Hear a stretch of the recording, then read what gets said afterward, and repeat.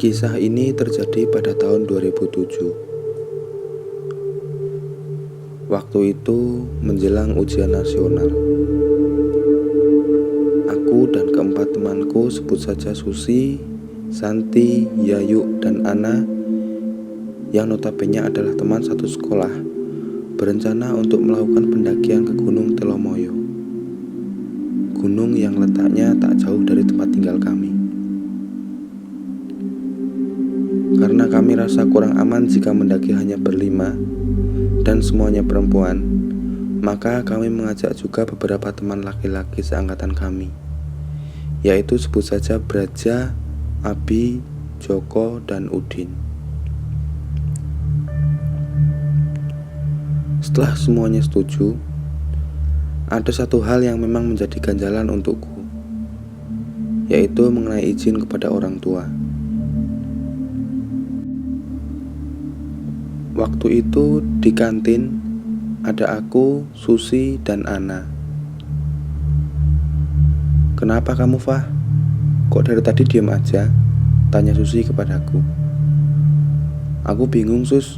Gimana ya caranya minta izin ke bapakku kalau aku mau mendaki? Aku tahu ini gak bakalan diizinin, Sus." "Iya, aku juga bingung gimana ngomongnya ya," sahut Ana, ternyata juga berpikiran hal yang sama denganku. Setelah lumayan lama berdiskusi, akhirnya kami sepakat untuk berbohong pada orang tua masing-masing bahwa akan ada acara di sekolah yang mengharuskan siswa kelas 3 untuk menginap di sekolah. Singkat cerita, setelah kami semua dapat izin dari keluarga, akhirnya kami menyiapkan perlengkapan pendakian.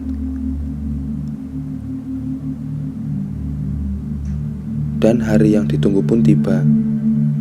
Waktu itu hari Sabtu pagi. Kami berkumpul di rumah Abi dan menyewa mobil bak untuk sampai di kaki Gunung Telomoyo. Tak jauh, mungkin kurang lebih 1 jam perjalanan. Sesampainya di sana, tidak ada yang aneh. Kami turun di pinggir jalan dan mulai jalan kaki menuju desa terakhir di kaki Gunung Telomoyo. Ini adalah pendakian pertama bagi kami, kecuali Braja yang sebelumnya pernah mendaki gunung ini. Sebenarnya Gunung Telomoyo dapat diakses dengan menggunakan kendaraan untuk sampai ke puncak.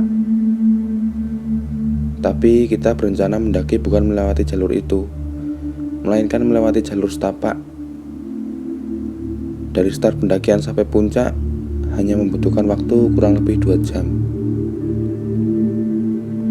Namun kami memang merencanakan untuk ngecamp di puncak.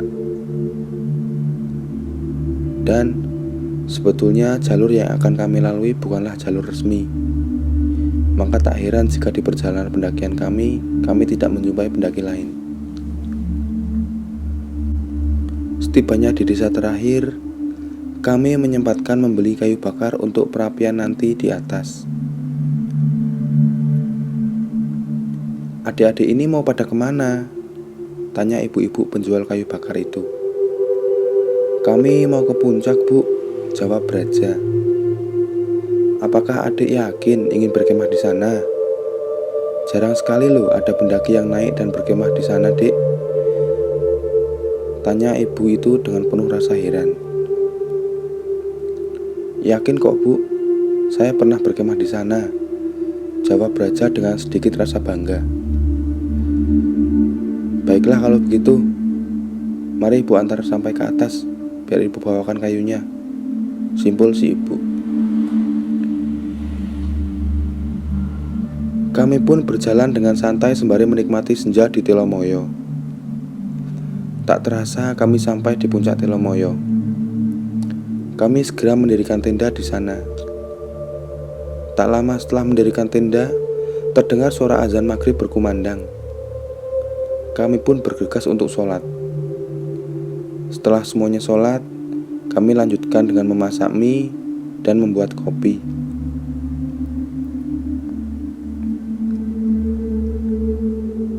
Sambil minum kopi, kami bersenda gurau, bernyanyi, diiringi Udin yang sedang memainkan gitarnya.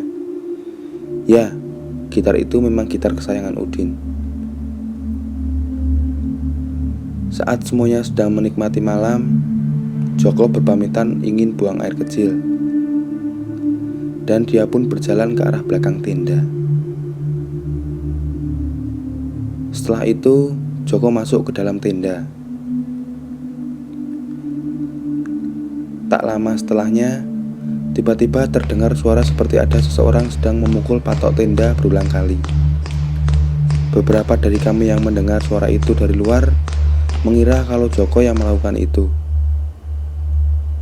"Jok, ngapain sih mukul-mukul patok segala? Kayak kurang kerjaan aja," tanya Ana pada Joko. "Apaan, Ana? Dari tadi udah di dalam tenda kok aku," jawab Joko menjelaskan. Kami pun tak menghiraukannya lagi.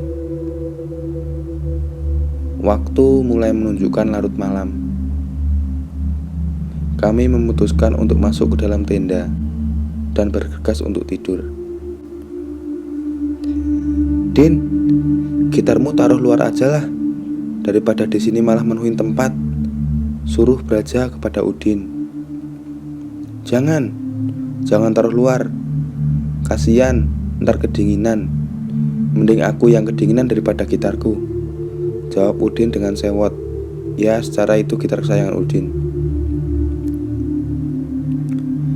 Tak lama setelah itu kami satu persatu mulai tertidur.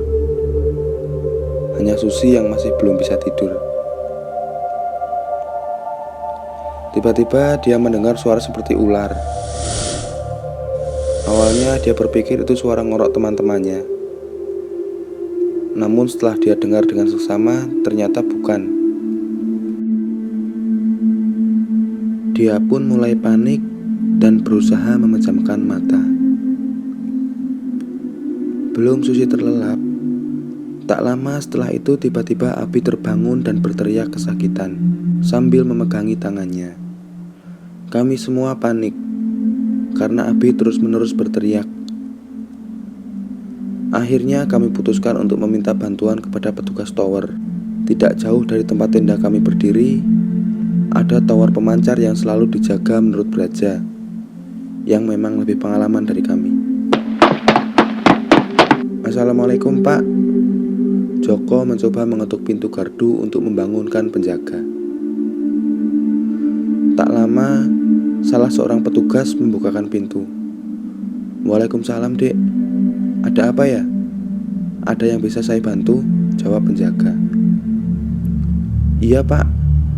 Kami mau minta tolong. Ada teman kami yang tiba-tiba teriak kesakitan, Pak. Dia ada di tenda." "Oh, kalian ngecamp di situ. Pantas saja. Ayo kita ke sana," jawab bapak itu yang menimbulkan pertanyaan di benak Joko. Karena seolah-olah bapak penjaga tahu penyebab Abi kesakitan. Setelah Joko dan bapak itu sampai di tenda, beliau langsung memegang tangan Abi dan mengurutnya perlahan. Namun anehnya, hanya beberapa pijitan, tiba-tiba tangan Abi sembuh, seperti tidak terjadi apa-apa sebelumnya. Kami pun berterima kasih kepada bapak penjaga itu, dan dia berkata, "Seharusnya kalau mau mendirikan tenda jangan di sini. Tapi kalau memang sudah terlanjur tidak apa-apa. Banyak-banyak berdoa dan jangan buang air sembarangan," kata bapak itu sembari pamit untuk kembali ke gardu pemancar. Tak lama setelah itu kami pun hendak melanjutkan tidur. Belum juga kami tertidur, tiba-tiba Udin mengigau dan mulai menggigil. Tubuhnya bergetar kencang, wajahnya pucat. Karena mulai panik dan berpikir Udin mulai terkena gejala hipotermia, tanpa pikir panjang, kami memberikan semua selimut yang ada di tenda untuknya. Dan semua teman laki-laki menindih Udin dengan tujuan supaya Udin merasa hangat. Setelah kurang lebih setengah jam, akhirnya tubuh Udin kembali normal. Dalam hatiku bertanya, ada apa sebenarnya ini? Malam semakin larut. Kami pun tidak bisa tidur. Sebagian dari kami ada yang di luar tenda dan ada yang masih di dalam tenda. Aku dan Santi pun mencoba keluar tenda. Dan entah kenapa, kami berdua ingin sekali berjalan ke arah tower pemancar. Kami pun berjalan ke arah tower. Belum sampai di gardu, tiba-tiba saja mendadak aku merasakan lemas dan semua gelap. Beralih ke sudut pandang Santi. Saat aku dan Arifah berjalan menuju tower, tiba-tiba saja dia pingsan. Aku panik dan berteriak memanggil teman-teman yang lain untuk menolongnya. Tak lama berselang, teman-teman yang lain pun datang. Fah, bangun Fah, kamu kenapa? Aku mencoba menggoyang-goyangkan badan Arifah. Arifah kenapa San? Tanya Yayu kaget. Aku juga gak tahu Yuk, tiba-tiba pingsan. Ayo kita bawa ke pos penjaga aja, biar dibantu bapak-bapak tadi, jawabku. Karena takut tenda kami diacak-acak babi hutan, maka sebagian dari kami kembali ke tenda.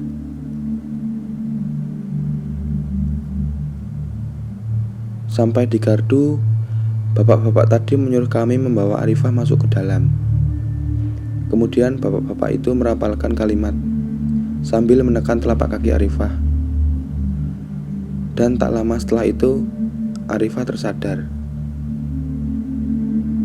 Alhamdulillah Fah, akhirnya kamu sadar juga, kataku dengan perasaan lega. Kami semua sedikit tenang. Yayu dan Susi pun kembali ke tenda untuk memberitahu yang lain kalau Arifah sudah siuman. Sedangkan aku menemani Arifah di sini. Beralih ke sudut pandang Susi. Aku dan Yayu sampai di tenda.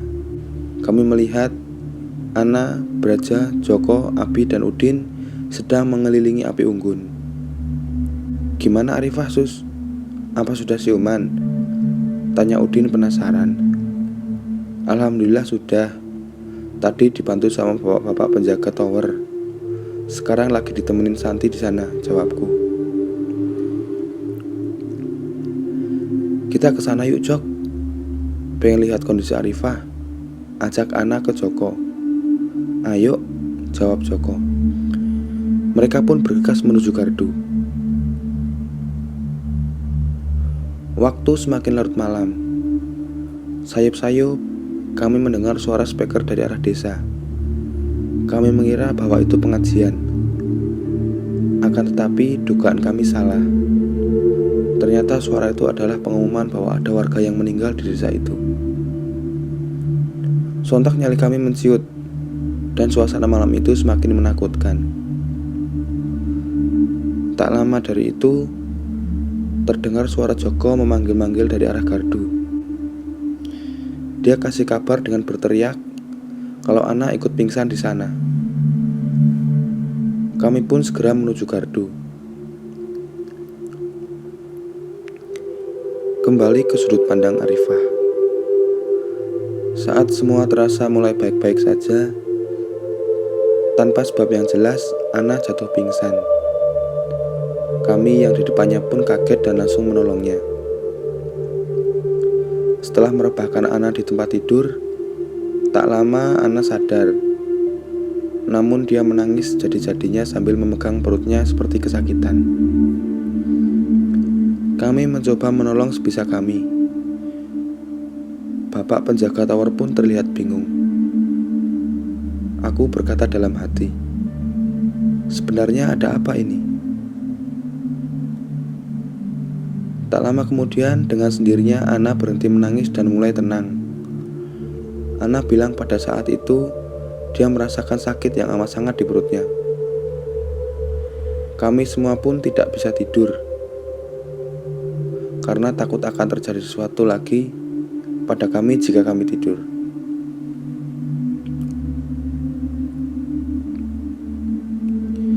Tak terasa suara azan subuh pun terdengar. Kami pun sholat secara bergantian. Dan tiba ketika giliran Susi sholat, pada rakaat terakhir dia merasakan tangannya sakit dan tak bisa melanjutkan sholatnya. Lagi-lagi suasana menjadi panik tak karuan. Kami mencoba menolong sebisa mungkin. Cukuplah Mas Susi merasakan kesakitan pada tangannya tanpa tahu apa penyebabnya. Dan lagi-lagi sembuh dengan sendirinya seperti halnya anak tadi. Kami semua semakin merasa heran. Ada apa sebenarnya? Tak terasa pagi pun mulai terlihat. Kami kembali ke tenda dan berencana untuk bersiap-siap pulang. Tak lupa kami berpamitan kepada Bapak penjaga tower. Pak, kami mohon izin pamit. Terima kasih atas bantuan Bapak yang sudah menolong kami semua. Mohon maaf jika kehadiran kami merepotkan Bapak, kata Susi mewakili kami semua. Oh iya dek, tidak apa-apa. Bapak senang bisa membantu. Hati-hati di jalan ya, jawab si Bapak. Kami mulai membongkar tenda dan membereskan semua perlengkapan. Sambil membereskan semuanya, kami pun tersadar bahwa tempat di mana kami mendirikan tenda itu adalah jalan setapak, yang di ujungnya terlihat beberapa makam sepertinya makam tua. Kami semua tiba-tiba terdiam, seolah sadar bahwa kami telah melakukan kesalahan. Dan kemudian kami bergegas segera turun. Singkat cerita, sampailah kami di rumah Abi sekitar pukul 1 siang. Kami beristirahat dan membersihkan badan sebelum kami memutuskan untuk pulang ke rumah masing-masing.